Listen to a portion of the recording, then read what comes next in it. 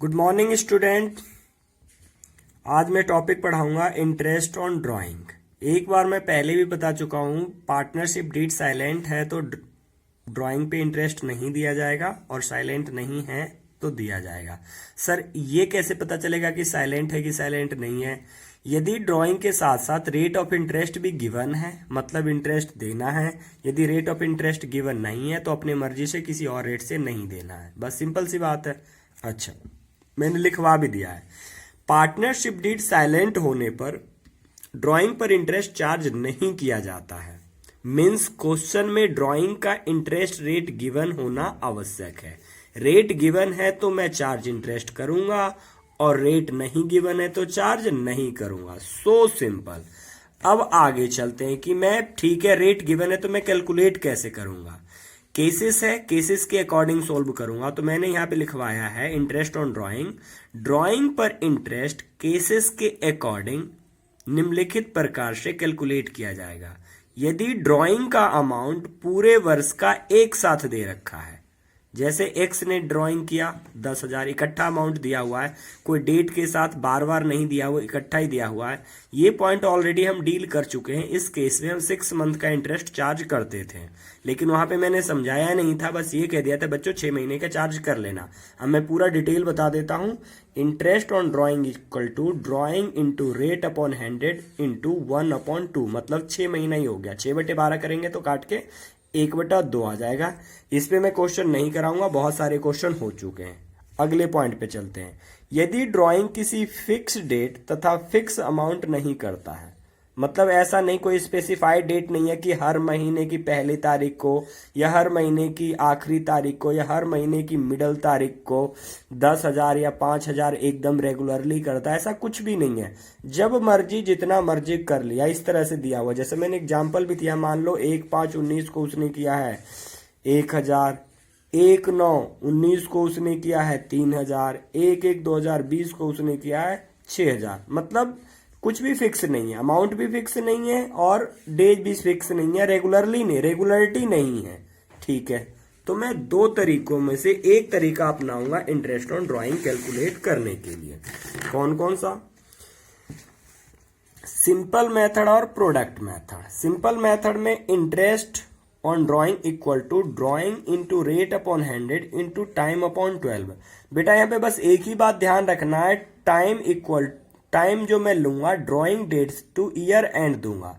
Year end given नहीं है तो हमेशा 31 मार्च मानने हैं। आप सबको पता है फाइनेंशियल ईयर 31 मार्च होते हैं। ओके सर, इतना तो हमें पता है। ठीक है, ये 5th क्लास 6th क्लास में पढ़ाया जाता था इंटरेस्ट निकालने के लिए, मूलधन गुना दर गुना समय। ठीक है बेटा, बस यहाँ पे थोड़ा सा बदल गया है। यहाँ पे ड्राइंग है, rate same to same upon 100, time पूरे साल का नहीं है, बस कम भी हो सकता है ज्यादा भी हो सकता है, क्योंकि ड्राइंग डेट से ईयर एंड तक। ओके ठीक है, अब मैं इलस्ट्रेशन नंबर 18 करता हूं समझाने के लिए। Interest on drawing equal to drawing into rate upon 100 into time upon 12। ठीक बात है सर। अच्छा, अब इलस्ट्रेशन नंबर 11 लूंगा और जैसे जैसे क्वेश्चन 18 लूंगा, जैसे जैसे क्वेश्चन कहेगा मैं करता चला जाऊंगा। चलो जी, बात करते हैं इलस्ट्रेशन नंबर 18 की।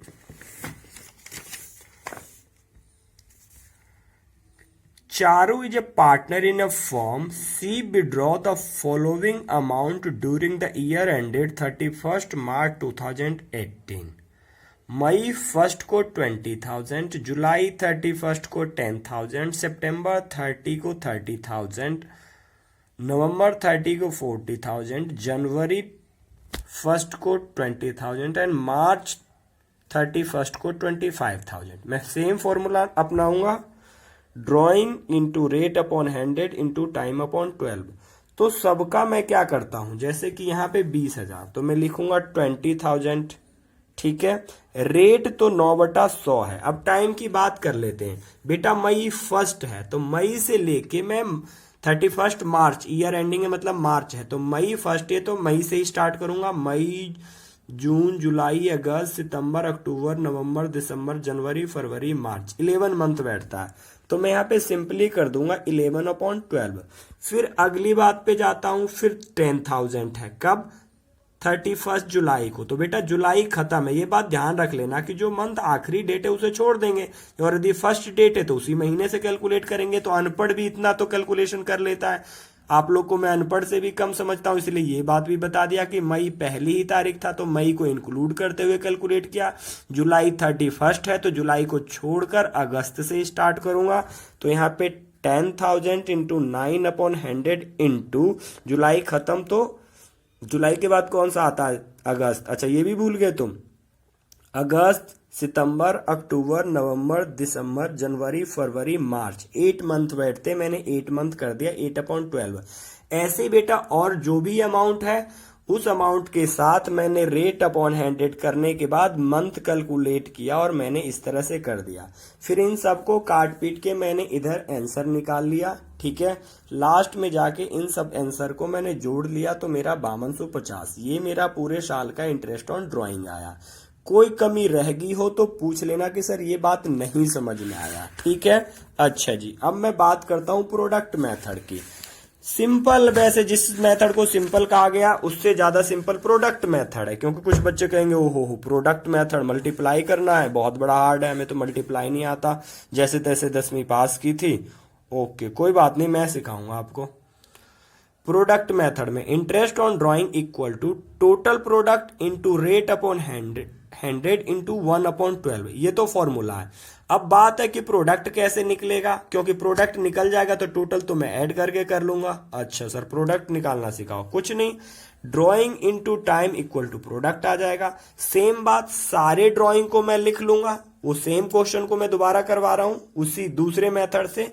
ये मैंने लिख लिया 20,000, 10,000, 30,000, 40,000, 20,000 और 25,000। ठीक है, टाइम फिर उसी हिसाब से मैंने ड्राइंग डेट से ईयर एंड तक गिनना है और कैलकुलेट करके मैंने इन सबको लिख लिया। सर यहाँ पे 0 क्यों लिखा? अरे नालायक, यहाँ पे देखो मैंने जो ड्राइंग किया है लास्ट में 31 मार्च, मेरा ईयर एंड भी 31 मार्च। ठीक है, और मेरा ड्राइंग डेट भी 31 मार्च। कितने महीने हुए? 0 महीने। इतना भी समझ में नहीं आता, चलो कोई बात नहीं, मैं समझा देता हूं। ठीक है बेटा, मैंने ये सारे मंथ टाइम मतलब लिख दिया मैंने, जितने टाइम भी बचा हुआ था उन सब की इससे इसकी मल्टीप्लाई करके ये आ गया। इन सब को मैंने टोटल कर लिया, 7 लाख आ गया, और इस 7 लाख को मैंने उसी हिसाब से कर दिया total product into rate upon 100 into time 1/12। Sir आपने 1/12 क्यों किया?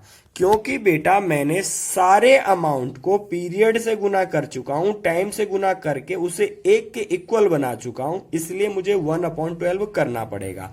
इसके बावजूद भी कोई कमी रह जाए तो मुझे रिप्लाई करना।